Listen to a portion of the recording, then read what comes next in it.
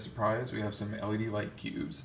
These aren't just any LED light cubes though, these are color changing LED light cubes from Autozone. Total rice, right?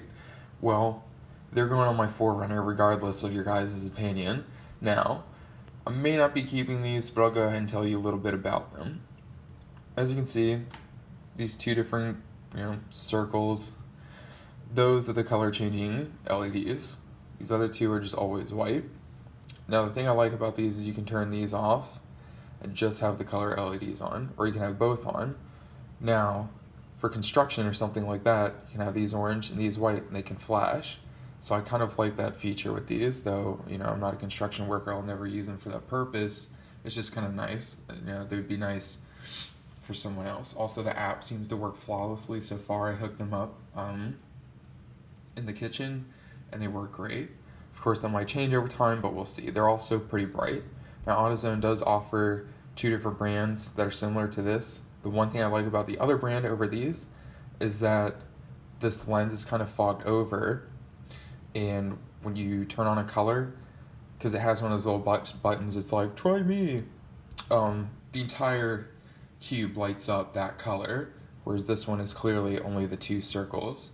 So that's a little bit of a drawback, but I love the way that the app works. It's easy to use. There are a lot of options with these, and they're also pretty bright. The other ones at AutoZone also are a little brighter. These are 13 watt, which is 12,000 lumens. Now that it says that on the box, I have no idea how to convert watts to lumens, but like I said, these are 13 watt, and the other lights, other color changing lights, are 18 watt, so they're obviously brighter. But these are bright enough. Fog lights aren't supposed to be blinding normally, and these are far brighter than any stock fog light you're going to get on any car. So they should do the job. Alright, so you have the fog light holes here. Light, and they will sit just like this. Whoops, sorry.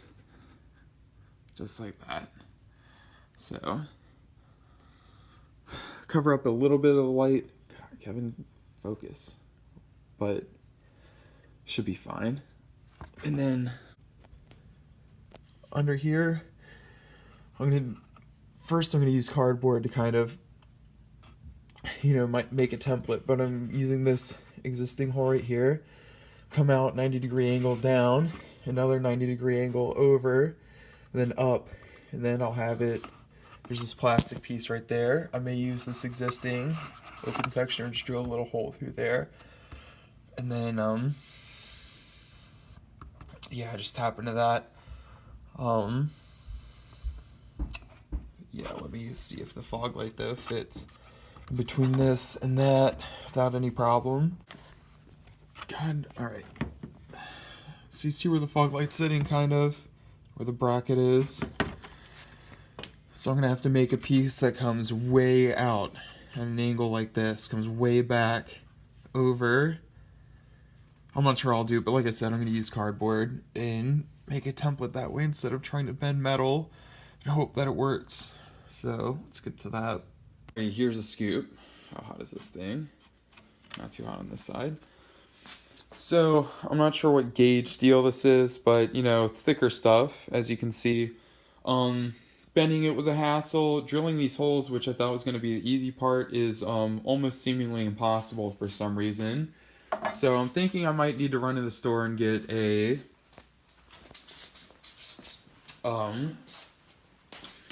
I don't work with steel, so I don't know any of the technical terms, but just a thinner piece of metal. I've seriously been working on this for about 3 hours just to create this, and it's still not done. So yeah, I think that's kind of where we're at right now. I think I need to run back to the store, because there's no way in hell I'm going to sit here and spend the same amount of time creating a bracket for the other side. I mean, this is it's retarded. Anywho, let me run to the store and see what I can find.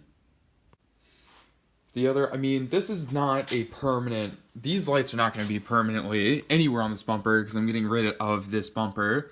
I swear to God, this is looking better and better every second. Right there where the license plate goes. And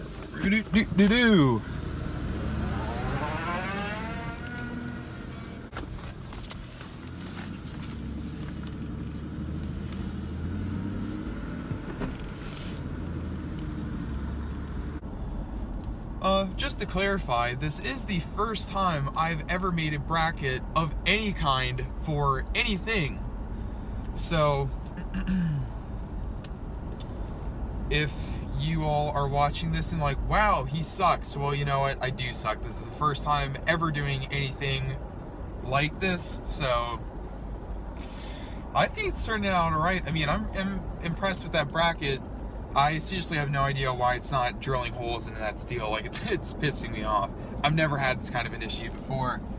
But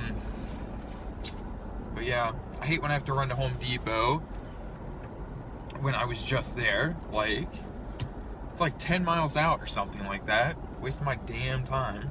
Alrighty, back from the store, and this is what I got. Aluminum. It's pretty thin. Easier to bend, just a lot easier to work with. There's that, whatever that means. Focus, there we go.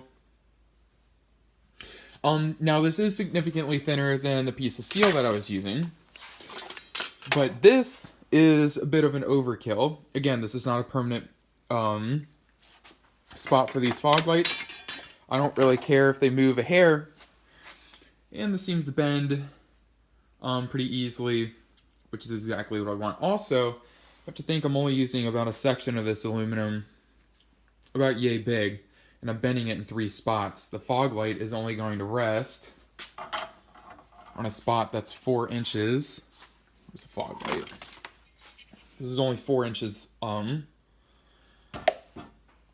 wide across this way. So there really shouldn't be a whole lot of flex in there.